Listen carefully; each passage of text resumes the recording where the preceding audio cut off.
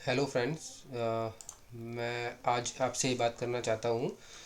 जो अभी 87A की रिबेट के ऊपर लोगों को वो नोटिस आए हुए थे। अब वो ये कह रहे हैं कि अगर हमें रिवाइज़ करनी है रिटर्न तो हम कैसे करें, क्योंकि हमारी इंटीमेशन ऑर्डर आ चुकी है तो हम अभी हमारी रिवाइज़ नहीं हो सकती रिटर्न।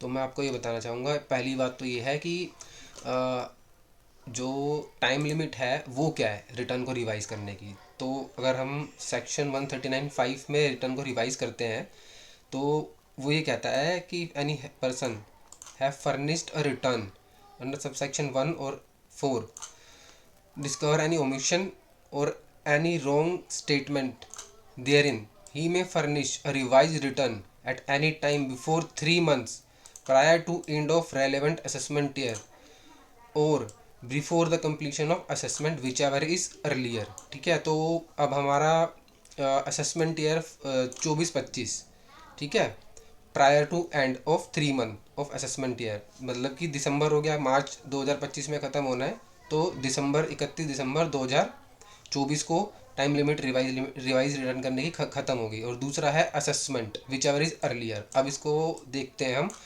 दो असेसमेंट है 24-25 की, रिटर्न को अगर रिवाइज करना है और इंटीमेशन ऑर्डर पास हो चुका है तो अब पहले तो ये देखो कि ये दिसंबर तो चला गया, इसके हिसाब से टाइम लिमिट ख़त्म हो गई सेक्शन के हिसाब से, लेकिन सरकार ने 15 जनवरी 2025 तक इसे बढ़ा दिया है, तो यहाँ तो ये ख़त्म हो गया। दूसरा वो कहता है कंप्लीशन ऑफ असेसमेंट। अब सब लोग कह रहे हैं कि जो इंटीमेशन ऑर्डर आ गया है वो असेसमेंट है, जो इंटीमेशन ऑर्डर आता है वो असेसमेंट नहीं होता, वो असेसमेंट ऑर्डर नहीं होता। असेसमेंट ऑर्डर आता है आपका 143(3) में। जैसे अब क्या होता है कि 142(1) में आपको नोटिस आता है, फिर आप उसका रिप्लाई करते हो, फिर वो ऑर्डर स्क्रूटनाइज होता है, फिर रिटर्न आपकी स्क्रूटनाइज होने के बाद ऑर्डर पास करता है असेसिंग ऑफिसर, वो होता है असेसमेंट ऑर्डर। 143(1) असेसमेंट ऑर्डर नहीं होता।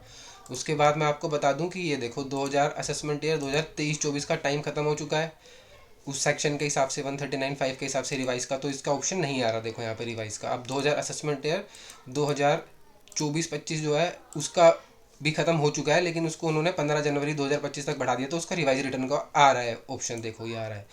तो अब आप 87A की जो आपको क्लेम करनी है रिबेट, जो आपको अगर नोटिस में इंटीमेशन में उन्होंने इंटीमेशन ऑर्डर में जो नहीं दी थी, इसके बाद आपका वो आ गया था, डिमांड आ गया था, वो भर दिया है आपने या नहीं भरा है, तो अब आप रिवाइज कर सकते हो रिटर्न। अभी इसका मतलब ये नहीं है कि इंटीमेशन ऑर्डर आ गया है तो आप रिवाइज नहीं कर सकते, आप रिवाइज कर सकते हो। तो आप अपने रेस्पेक्टिव आपके जो कंसल्टेंट हैं उनको रिवाइज करवाने के लिए कह सकते हो। और अगर आप जानते हैं कि रिटर्न कैसे फाइल होती है, रिवाइज कैसे होती है, तो आप जो अगर टैक्स पे कर दिया तो रिटर्न में वो टैक्स पेमेंट की भी डिटेल डालो, आप रिफंड आप क्लेम करो। आपका रिफंड बन रहा था, 7 लाख से कम की इनकम थी अगर आपकी, और शॉर्ट टर्म कैपिटल गेन की वजह से 100 सेक्शन 111A की वजह से जो आपको प्रॉब्लम हुई, जो 5 जुलाई को उन्होंने इनकम टैक्स डिपार्टमेंट ने जो अपडेट कर दी थी यूटिलिटी, उसकी वजह से ये प्रॉब्लम हुई थी, लेकिन अब वो वापस से उसको आप क्लेम कर सकते हो, क्योंकि वो यूटिलिटी अपडेट का उन्होंने उन्होंने डाल दिया है ऑप्शन। तो आप कर सकते हैं रिटर्न रिवाइज। इंटीमेशन ऑर्डर आने का मतलब ये नहीं है कि आपका असेसमेंट हो चुका है, असेसमेंट ऑर्डर आ चुका है, तो अब आप क्लियर हो चुका होगा, आप क्लेम कर सकते हैं। रिवाइज पर्टिकुलर डालिए सारे अपने रिटर्न में, उसे उसको रिवाइज कर दीजिए। Thank you. उम्मीद करता हूँ आपको क्लियर हुई होगी ये बात।